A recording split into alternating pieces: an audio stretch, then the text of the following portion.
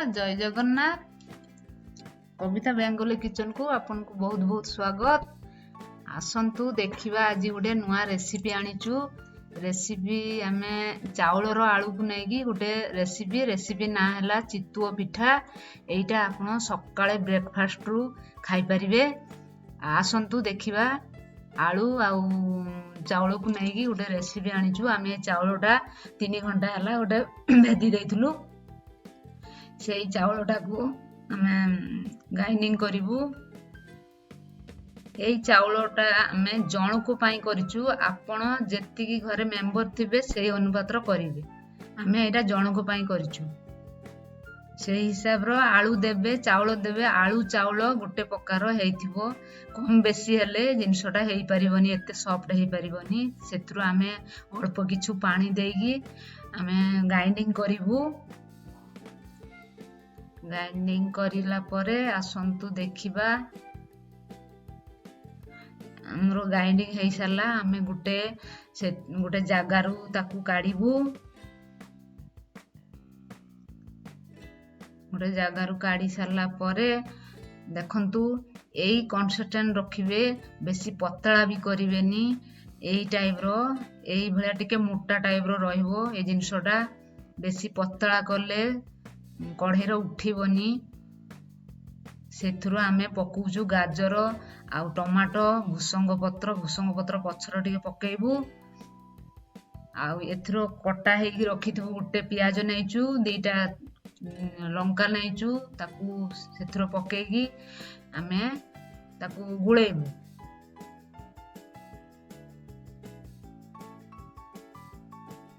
सेथरो गुळेइ साला परे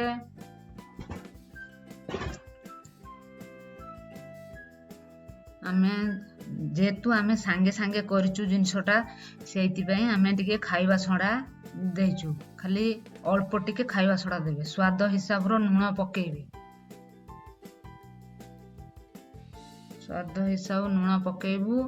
लूण पकेइ सारला परे आमे ताकू सबु जिंसटा को आमे गोटे चामच साहाजर आमे गुळेइ दबु भलकी।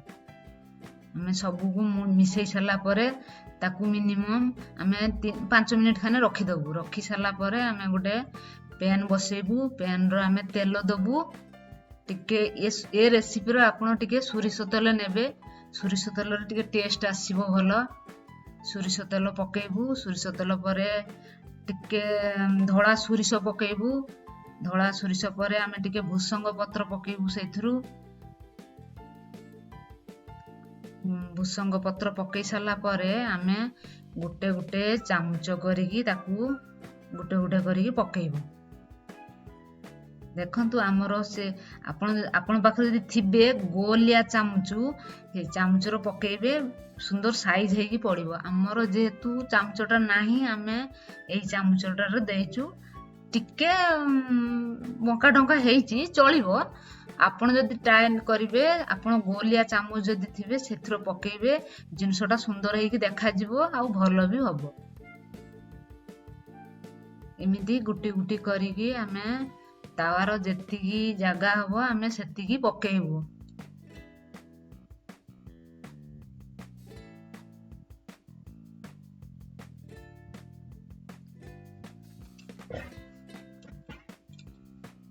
पकेइ सारला परे आमे ताकू 2 मिनिट आमे गोटे थाली घुड़ेइ दबु। सेथरो थाली घुड़ेइ सारला परे 2 मिनिट परे आमे से थाली टाकू काढिबु। काढी सारला परे देखंतु केते सुंदर हमर ए पिठाटा फुली जाईची। बहुत सॉफ्ट भी हेइची। खाइया को भी सुंदर लागिबो, देखिया कि भी सुंदर लागिबो। ये पिठाटा आपण घरे निश्चित ट्राई करंतु। बहुत लोक चितुआ पिठा करथिबे चीनी पकेइकी कि नड़िया पकेइकी करथिबे। किंतु एइटा आमे आजि एई गाजर पियाज आउ आलू पकेइकी आमे ए रेसिपीटा बनेजु। ए रेसिपीटा बहुत सुंदर लागिबो। घरे आपण निश्चित ट्राई करंतु। देखिबे बहुत भल लागिबो।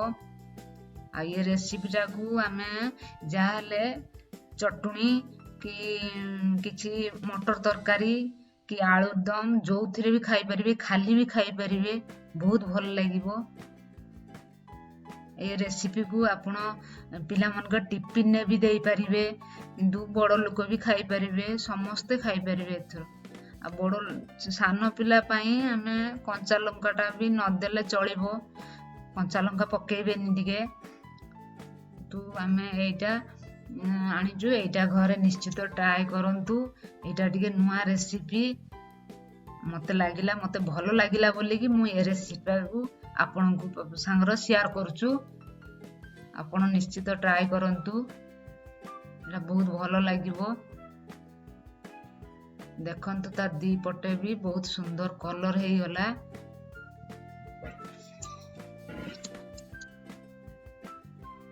ଆମେ ଗୋଟେ ଗୋଟେ କରିକି ଆମେ ପ୍ଲେଟ୍ର କାଢି ଦବୁ।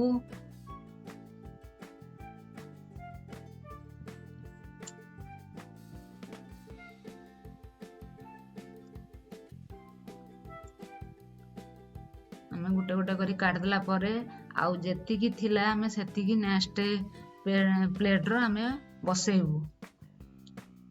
ଟିକେ ତେଲ ପକେଇବୁ, ଯେଇ ପ୍ରୋସେସର ଆମେ ଫାଷ୍ଟ କରିଥିଲୁ ସେଇ ପ୍ରୋସେସର ଏଇଟା ବି ସେମିତି କରିବୁ।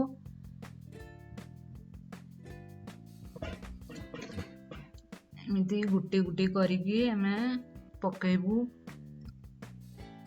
ପିଠାଟାକୁ।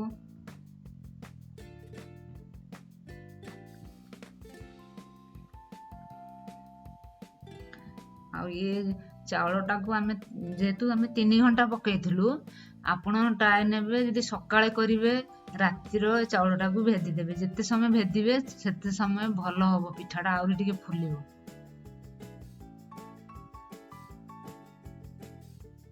ଏମିତି ଗୁଟି ଗୁଟି କରିକି ଆମକୁ ଯେତିକି ଜାଗା ହବ ଆମେ ସେତିକି ତାୱାର ପକେଇବୁ।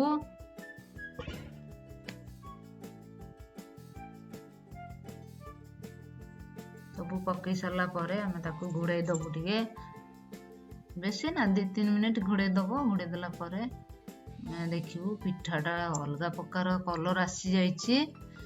ଆଉ ଜାଣିପାରିବେ ହଁ ପିଠାଟା ସିଝି ହେଇଛି। ସେଥିରୁ ଆମେ ଲଉଟି ଦବୁ। ଲଉଟି ଦେଲା ପରେ ଦେଖନ୍ତୁ ତାର କଲରଟା କେତେ ସୁନ୍ଦର ଆସିଛି। ଆମେ ଏମିତି ଗୁଟି ଗୁଟି କରିକି ଆମେ ତାକୁ ଲଉଟି ଦବୁ।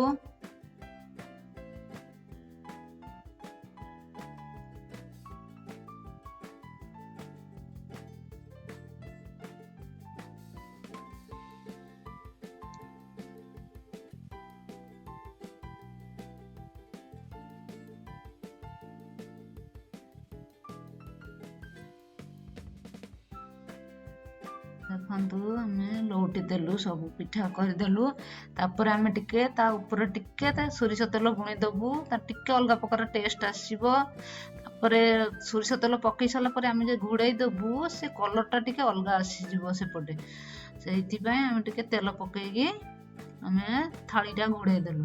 ତାପରେ ଦେଖନ୍ତୁ ଆମେ ଗୋଟେ ଗୋଟେ କରିକି ସବୁ ପ୍ଲେଟ୍ରୁ କାଢ଼ି ଦେବୁ।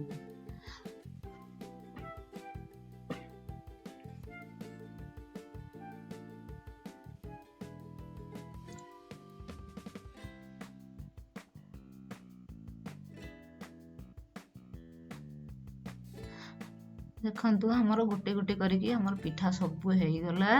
ଆମର ପିଠା କେତେ ସୁନ୍ଦର ଲାଗୁଛି, ଆପଣ ଘରେ ଟ୍ରାଏ କରନ୍ତୁ। ନିଶ୍ଚିତ ଆମକୁ କମେଣ୍ଟ ସେକ୍ସନରେ ଜଣେଇବେ। ଦେଖନ୍ତୁ ମୁଁ ଗୋଟେ ଭାଙ୍ଗିକି ଦେଖଉଛି ତା ଭିତରଟା କେମିତି ହେଇଛି। ଦେଖନ୍ତୁ କେତେ ସୁନ୍ଦର ନରମ ବି ଲାଗୁଛି। ଦେଖନ୍ତୁ କେତେ ସଫ୍ଟ ହେଇଛି ଜିନିଷଟା। ଆପଣ ଖାଲି ପାଟିରେ ବି ଖାଇପାରିବେ, ଚଟୁଣି ଟମାଟୋ ସକ୍ସରେ ବି ଖାଇପାରିବେ, କିନ୍ତୁ ତରକାରୀରେ ଖାଇପାରିବେ, ଯୋଉଥିରେ ବି ଖାଇପାରିବେ। ତାକୁ ବହୁତ ଭଲ ଲାଗିବ। ଆଜି ପାଇଁ ରହୁଛି, ନମସ୍କାର।